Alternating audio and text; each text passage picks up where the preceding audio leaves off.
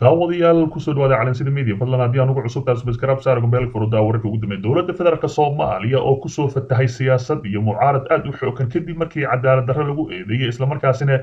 maanta ka dhashay buuqa culimada isla markaasina dilkii gabadhii reer Elmas ayaa isu soo taraya Mahad Salaad oo iminka ku dhagan dowladda federaalk Soomaaliya isla markaasina ku tilmaamay dowladda federaalk Soomaaliya inay xagjiriinta ku biirto isla markaasina ay ku dhex milmantay hase yeeshee asigoona caddeyn soo bandhigin ayuu qoraal soo bandhigay isla markaasina ku garbaashay dowladda federaalk Soomaaliya isla markaasina dhinaca kalena u soo diray fariin ah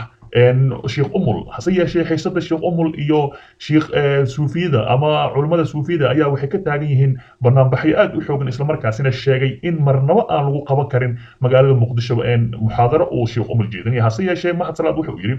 xildhibaan Mahad Salaad ayaa dowladda ku dhaliilay qaabka ay u wajahayso muxaadarada uu Sheikh Maxamed Cabdi Umul uu qorsheynayo inuu ku qabto magaalada Muqdisho maalinta Axadda isla markaasina muran xoogan oo kala dhaxeeyo culimada Suufiyada isla markaasina magaalada ay iminka gilgilanayso muxaadarada Sheikh Umul oo ku qabanaya garoonka ciyaaraha ee Engineer Yariso iyo kacdoonka ahlu sunna natiijada ka dhalan karta nabad iyo nolol ma isweydiiyeen ayuu yiri Mahad Salaad oo ku yiri qoraal uu soo dhigay bartiisa Facebook isla markaasina ciwaan ugu dhigay nabad iyo nolol ma isweydiiyeen asigoo ula jeedo dowladda federaalk Soomaaliya ama ninka lagu magacaabo Xasan Sheikh ninka lagu magacaabo madaxweyne Farmaajo iyo ninka lagu magacaabo Khayre ayuu ula jeedaa nabad iyo nolol Mahad Salaad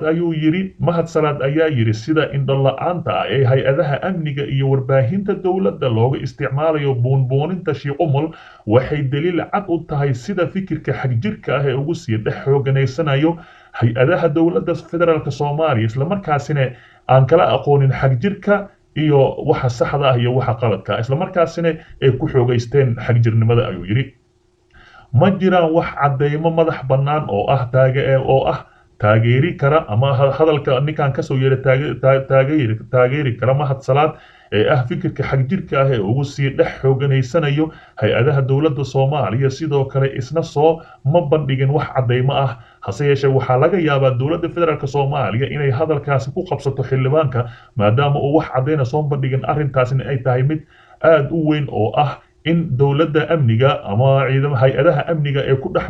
dhex milmeen xagjirnimo ay tahay qodob aad u weyn isla markaasina laga yaabo in asiga jawaab la soo siiyo xildhibaan Mahad Salaad ayaa sidoo kale sheegay Sheikh Umul ugu baaqay inuu u jeediyo muxaadaro oo ku waaniyo kooxda xagjiriinta ah ee isqarxisa isla markaasina al-shabaabka ay ka mid yihiin Sheikh Umul hadduu dadka Soomaaliyeed wax anfacaya u wado aniga waxa qabaa in uu waaniyo waxa uu sheego kuwa ummadda Soomaaliyeed maalin walba qarxiya ee dhaliishada fikirka xagjirka ah ee isaga iyo saaxiibadiis horay u abuureen ayuu yiri xildhibaan Mahad Salaad kuwa culimada sheeganaya ee hoteelada Muqdisho dowladda u jiifana waxa leeyahay Sheikh Somo wax uu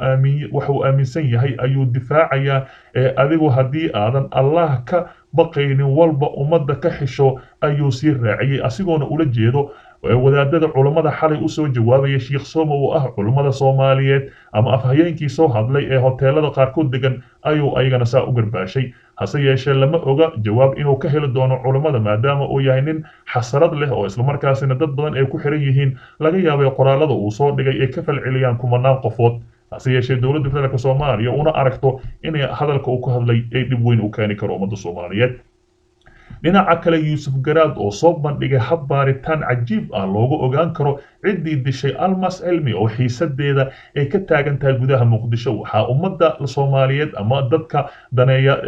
Soomaaliya ay la yaaban yihiin gabadhan aabaheed lagu dilay Muqdisho ayadina iminka lagu dilay ilaa haddana wax cadaalad ah lala yaabin haddaba wasiirkii hore arrimaha dibadda oo soo bandhigay in baaritaankan ay dowladda wajahdo haddii baaritaanka ay samaysan ay soo ogaan karto ciddii dishay gabadhaasi wasiirkii hore ee arrimaha dibadda Soomaaliya Yuusuf Garaad Cumar ayaa qoraal uu soo dhigay bartiisa Facebook ku hadlay hab baaritaan loogu ogaan karo cidda sida rasmiga ah ee xabadda lagu dilay Almas Cilmi cali soo riday iyo halka laga soo riday ayuu yiri qoraalka ayuu u dhignaa sida tan asigoo faahfaahinaya lama fudaysan karo geeridii Almas iyo goobta ay xabaddu ku dishay ayuu yiri Almas Cilmi Allah u naxariisto Rabbi ha u hooyo jannatul firdaws waxa ubax noloshiisii la dhaafiyay isaga oo curdun ah ayuu yiri waalid walaal qoys iyo saaxiibadii faraha badnaa samir iyo iimaan allaha ka siiya ayuu yidhi wasiirkii hore. goobtu waa gudaha xayndaabka lagu tilmaamo in aad loo ilaaliyo kama foga dhabaha ay diyaaraddu ku rooraan ayuu yidhi marka ay kacayaan iyo marka ay soo caga dhiganayaan iyo weliba howl lagu doortay 2 madaxweyne iyo 2 guddoomiye baarlamaan asigoona arrintaasi ula jeedo in ay gudaha xalana tahay maadaama ay tahay meel sidaa u weyn isla markaasina aad loo ilaaliyo arrintani ay ka dhacdo isla markaasina cadaalad darro laga waayo waa mid madaxa ummadda Soomaaliyeed aan gali karin. wuxuu yidhi waa lama huraan in la sameeyo baaritaan sax ah cilmi ku qotoma su'aalaha macquulka ah ee taagan oo u helo jawaabo aan la burin karin ayuu yidhi. haddii qaliinka xaqiiqda doonka ah ee geerida dabadeed lagu hayo xogasha ay xabaddu ka gashay jirka almas lana helo jooga ay dhulka ka sarraysay meesha ay xabaddu uga dhacday ayuu yidhi waxaa fududaynaya in la helo barta ay xabaddu dhulka uga dhici lahayd haddii aanay almas ku dhici lahayn iyo xagasha ay dhulka la samayn lahayd ayuu yidhi. marka intaa la helo ma dhib badna in qiyaas xisaab ku qotonta lagu soo saaro jihada iyo xabadda ku timid iyo marinka ay hawada ka soo jeexday halka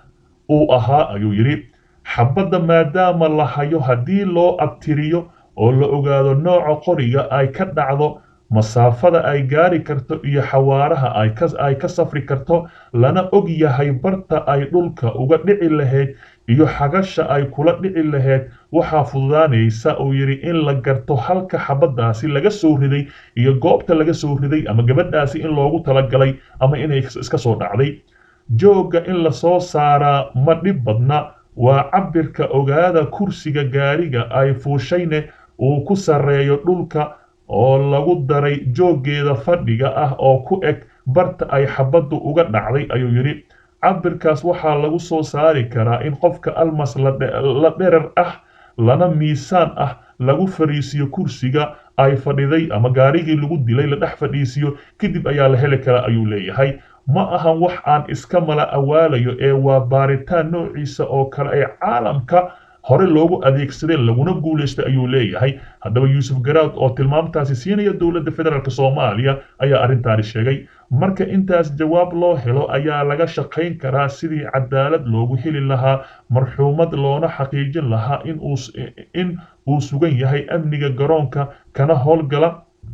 amniga garoonka kana iyo kan howlka doorashada iyo shirarka waaweyn ee la isku halayn karo ayuu yidhi maadaama ay tahay meeshaasi meel la rabo in la isku haleeyo ee shirarka waaweyn ay ka dhacaan caalamka ay yimaadaan isla markaasna laga yaabo madaxda Soomaaliya inay tagaan hase yeeshee baaritaankan waxa uu leeyahay waa baaritaan anfacaya dowladda federaalk Soomaaliya. halka naga daawanaysa waa Calansida Media fadlan subscribe saaro gombeelka furo oo nala joog Calansida team ka mid noqo.